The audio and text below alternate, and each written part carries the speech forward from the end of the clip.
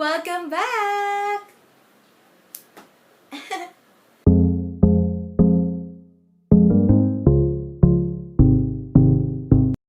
So for today's video guys, as you can see sa title, ayan, we're gonna be doing adulting tips na naman, and we're gonna be talking about the 10 realizations that you have to embrace. So, it's from Neil Jed Castro. So, actually, gustong-gusto ko talaga kasi na about yung mga topics about adulting. So, since 20 na tayo, 'di ba?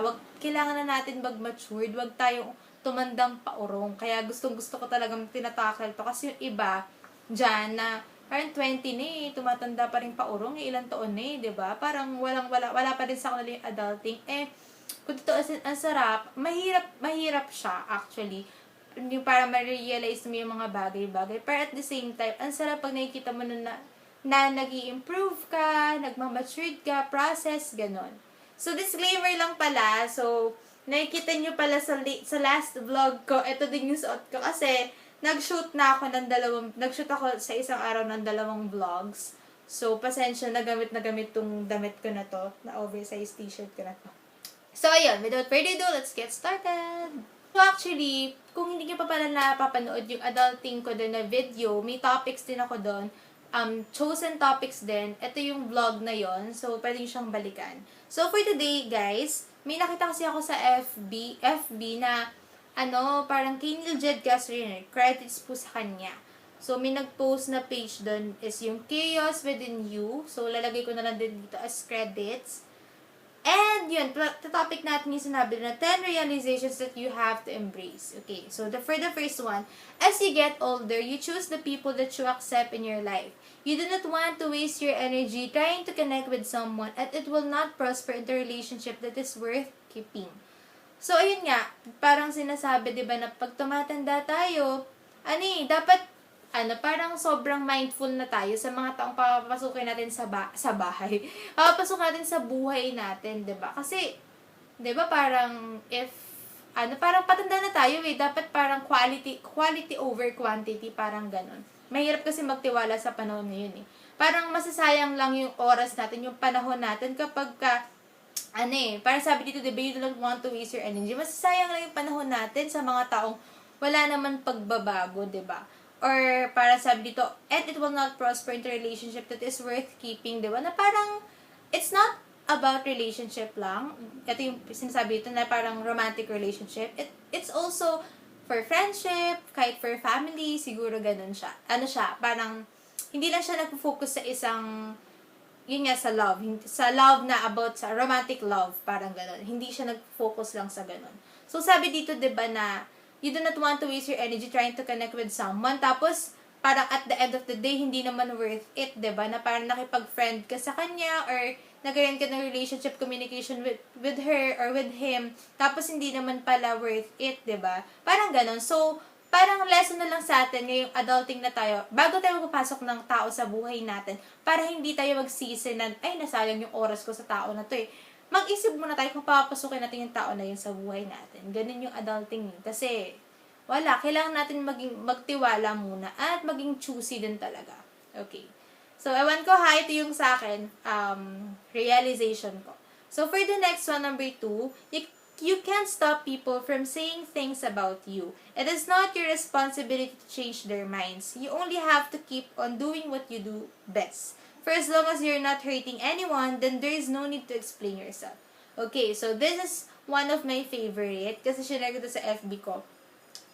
Kasi parang ako talaga, since before pa, talaga na-judge na ako. Pero okay lang, kasi kasalanan ko rin naman eh. May mga bagay din talaga akong nagawa before, naka-judge naman. And up until now naman, may mga ginagawa pa rin akong bagay na ka-judge. Pero yung iba kasi, alam mo yun, meron nga ako na parang napanood na parang talagang wala siyang friends. Wala siyang friends kasi parang they're like always judging her, they're always insecure, parang ganun. I'm not saying na sa akin yun. Kumbaga na-share ko lang.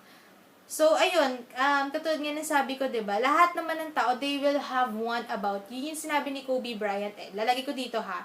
Basta yun. Basta sabi niya, they will have one about you. Parang haters are haters but you just need to love your haters. Parang ganun. They will not hate you if you are only good. They hate you because you're the best. So, I will just put it here, yung parang quote na yon. So, that galing kay Kobe Bryant yun. And hanggang ngayon talagang sinasaulo ko pa din siya. So, yun nga, kasi lahat ng tao, kahit anong gawin mo, may masasabi sa'yo, kahit na mabait ka na, kahit na nagbago ka na, kahit okay ka na, may mapupuna pa rin sa'yo. Kahit nga mabait ka, pupunahin pa rin yung pagiging mabait mo eh. Diba? Ganun siya talaga. So, we cannot please everyone, and hindi naman natin responsibility, sabi nga dito na baguhin yung isip nila. As long as wala tayong tinatapakang tao, gawin lang natin yung best para sa atin. If, alam, hindi tayo nakakasakit ng iba. Okay? Yan. So, for the next one, number 3, you don't need so many friends in your life. You only need a few but are genuine with you. You cut off people in your life who do not respect you. Okay?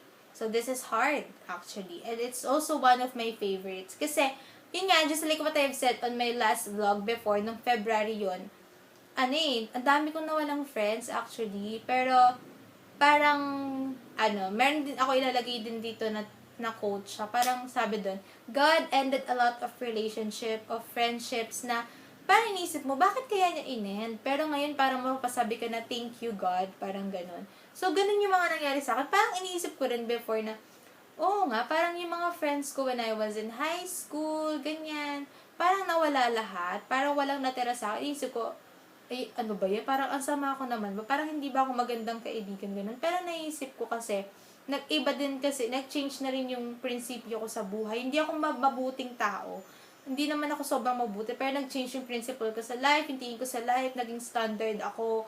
So, siguro yun din yung nangyari sa akin. Pero, yun nga, pinapasalamatan ko ngayon na nawala na yung mga kaibigan ko na yun na, yun, basta nagpapasalamat lang ako na nawala na yung mga kaibigan ko before. And I know God, Jehovah, will still give me the best ones, yung mga friends ko na alam ko na kahit hindi ko sila ka-same religion, naiintindihan nila ako, and I'm hoping for that to happen. Pero for now, I'm very happy sa mga taong nagstay sa akin and naiintindihan ako. So, yun. Basta yun lang. Sa panahon ngayon talaga, quality over quantity. Hindi mo kailangan ng friends eh. Tapos, hindi ka naman i-respect regarding with your religion, regarding with anyone, regarding with anything about you, diba? Your attitude, or stuff, or kaya parang, yung before kasi nangyari talaga sa akin, parang, hindi kinainggitan eh, pero parang, inaccuse na ako lagi yung, basta, ayoko nang sabihin, pero yun ang nangyari, na parang, ako sisiraan kita, parang wala nang maikakasira sa'yo, para ikay siraan ko, ganun. Pero yun, tapos na yun eh, pero, kaya, nakwento ko lang sa inyo, so, dami kong experience, pero yun, cut off people who don't respect you and yung hindi magbuting influensya sa'yo. So, next one, number 4. You are a work in progress. So, there is no need for you to be hard on yourself. You have to continue learning and embrace that you will never please everyone. So, napahapyawan na natin siya. Pero yun nga, kasi sa ngayon, parang don't compare your progress to others, which is, hindi natin nagagawa madalas kasi we always compare our progress eh. Believe it or not, ako ganun lagi na, ba't si ganito? Ka-age ko ito, pero ganyan. Pero sabi nga dito na, huwag tayo maging hard sa sarili natin. Hindi naman pare-pareho tayo ng progress. Kung nauna siya mag-progress, then clap for him. Then clap for her. 'Di ba? And you wait for your progress then. Kasi, it will come. 'Di ba? Ayun lang. So, you have to continue learning. Sabi, tuloy ka lang sa pangarap mo, and don't mind others. You are not pleasing them, okay? You will never please everyone kung anong iisipin nila. So, for number 5, kindness goes a long way. If you have nothing good to say, it is better to keep your opinions to yourself. Allow people to grow and learn from their past mistakes. Okay, so, yun nga, just like what I have said, we don't have the right to judge anyone. Kahit yung mga sobrang sasamang tao, pwede silang magbago. So, parang, if ikaw, wala kang matinong sasabihin at mag-judge ka lang, better to shut your mouth. Shut your ass. Parang ganun. Ganun lang siya. Ganun lang siya kasimple. Parang, kasi di ba parang kung makakasakit ka pa eh. Lalo na, for example, nag-work in a progress yung tao, nagbabago na siya, pero ikaw parang, ida-down mo pa din siya. Ano yung magiging effect sa tao? Parang ganun. Ano yung magiging effect sa kanya na nagbabago na siya, tapos parang ikaw, parang, kukutsain mo pa siya na, totoo ba yan? Paano totoo yung pagbabago mo? anong mararamdaman ng tao, 'di ba? Parang yung past mistakes nila don't define them, 'di ba? Lalo na if nagbabago na sila. Eh kung ikaw hindi ka nagbabago sa sarili mo, eh ikaw yun. Pero kung yung tao na yun may progress siya, gusto niya magbago, eh siya yun. Parang hayaan mo siya. Kung ikaw sarili mo tumatanda kang paurong, ikaw yun. Huwag mong i-compare yung tao sa iyo, 'di ba? So yun, sabi nga dito, allow people to grow and learn from their past mistakes.